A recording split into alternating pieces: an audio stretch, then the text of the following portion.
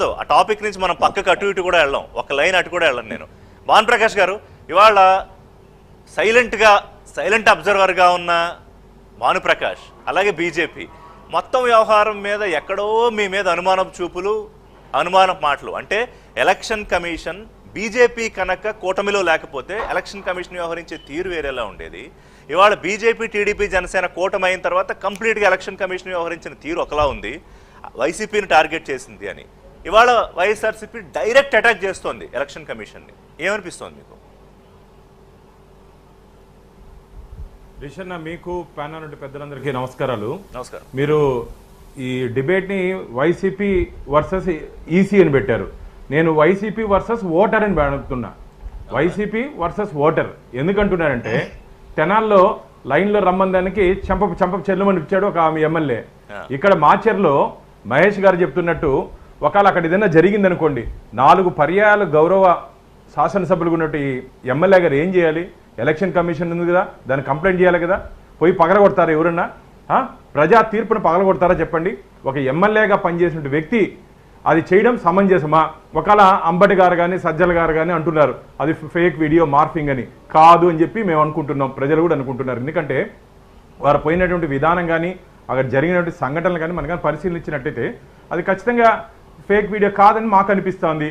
తప్పు జరిగింది, yes admit అవ్వాల్సిందే కదా. మీరు అధికార పార్టీ అడ్మిట్ అయ్యి ఎస్ తప్పు జరిగింది, మా ఎమ్మెల్యే తప్పు చేశాడు అని చెప్పి చెప్పాల్సింది పోయి ఆయన సమర్థిస్తా మీరు తప్పు చేసి మసి ఎలక్షన్ కమిషన్ మీద పూస్తే ఎట్లా? తప్పు మీరు చేసి ఎలక్షన్ కమిషన్ మీద పూస్తే ఎట్లా?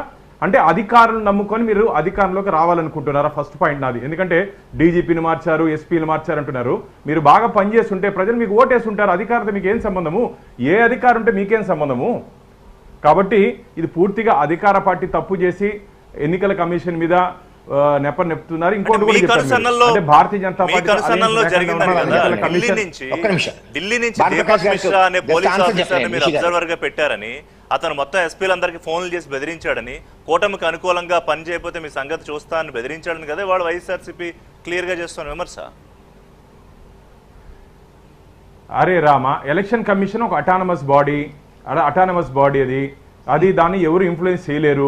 నేను అడుగుతున్నా, నాకు పోలీస్ అధికారుల ఐఏఎస్ అధికారుల చాలా గౌరవం. కానీ ఆంధ్రప్రదేశ్లో ఈ 5 సంవత్సరాల కాలంలో ఏం జరిగిందంటే, ఇండియన్ అడ్మినిస్ట్రేటివ్ సర్వీస్ ఆంధ్రప్రదేశ్లో అధికార పార్టీ సర్వీస్ గా మారిపోయింది. కొందరు అధికారులు ఇండియన్ పోలీస్ సర్వీస్ దురదృష్టవశాత్తు ఆంధ్రప్రదేశ్ లో కొందరు అధికారులు వైసీపీ సర్వీస్ గా. కాబట్టి ఇవన్నీ ఆలోచించి కేంద్ర ఎన్నికల సంఘానికి మేము ఫిర్యాదు చేశాము. ఈ అధికారులు ఉంటే ప్రజాస్వామ్య పద్ధతిలో ఎన్నికలు జరగవని చెప్పి మేము ఫిర్యాదు చేశాము. ఫిర్యాదు చేసిన తర్వాత chief secretary government of Andhra Pradesh 3 పేర్లు ప్రతిపాదన పంపించారు. దాంట్లో తప్పేముంది చెప్పండి? మీరు ఏ అధికారు ఉంటే ఏమని మీరు అంటున్నారు. మరి గతంలో ఉన్న అధికారులు ఉంటే పోయేది కదా. మరి ఎందుకు పురంధేశ్వర్ గారు పట్టుపట్టి అధికారులను మార్పిచ్చి చంద్రబాబు నాయుడు? అందుకని చెప్తున్నా కదా, ఆంధ్రలో ఐపీసీ సెక్షన్లు పనిచేయలేదు 5 సంవత్సరాలు, వైసీపీ సెక్షన్లు పనిచేశాయి. ఆంధ్రప్రదేశ్ లో 5 సంవత్సరాలు ఐపీసీ సెక్షన్లు పనిచేయలేదు. అందుకని ఆ అధికారులు ఉంటే ప్రజాస్వామ్య పద్ధతిలో ఎన్నికలు జరగవు కాబట్టి మేము ఫిర్యాదు చేసాం. ప్రజాస్వామ్య పద్ధతిలో ఎన్నికలు జరగాలి. ఇప్పుడు మన జరిగినట్టు మాచర్ల సంఘటన అన్ని చోట్ల జరిగి ఉంటుంది, మీరు అనుకున్న చోటంతా చేస్తుంటారు. ఈ మాత్రం ప్రశాంతంగా జరిగిందంటే కేంద్ర ఎన్నికల సంఘం చొరవ చూపిన కారణంగానే. ఈ మాత్రం ఒకటి చెప్తున్నా, ఈ రోజు గొడవలు జరిగింది 9 పోలీస్ స్టేషన్ల పరిధిలో. 33 కేసులు నమోదు చేశారు. 1370 మంది నిందితుల్ని గుర్తించారు. దాంట్లో 1000 మంది అధికార పార్టీ వాళ్ళే. దానికి ఏం చెప్తారు చెప్పండి మీరు? కేసులు జరిగింది 9 పోలీస్ స్టేషన్ల పరిధిలో, 33 కేసులు, 1000 మంది అధికార పార్టీ నాయకులు ఉన్నారే. గురి చేయాలని చెప్పి అనుకుంటున్నారా?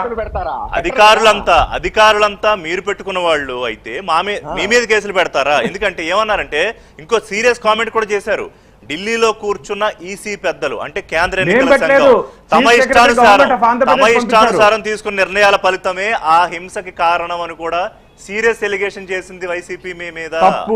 తప్పు తప్పు. చీఫ్ సెక్రటరీ గవర్నమెంట్ ఆంధ్రప్రదేశ్ ఎవరైతే ఇంతకాలం జగన్మోహన్ రెడ్డికి నీడలా పనిచేస్తున్నారో జవహర్ రెడ్డి గారు, వారు పంపించినటువంటి ప్రతి పేర్లు అవి.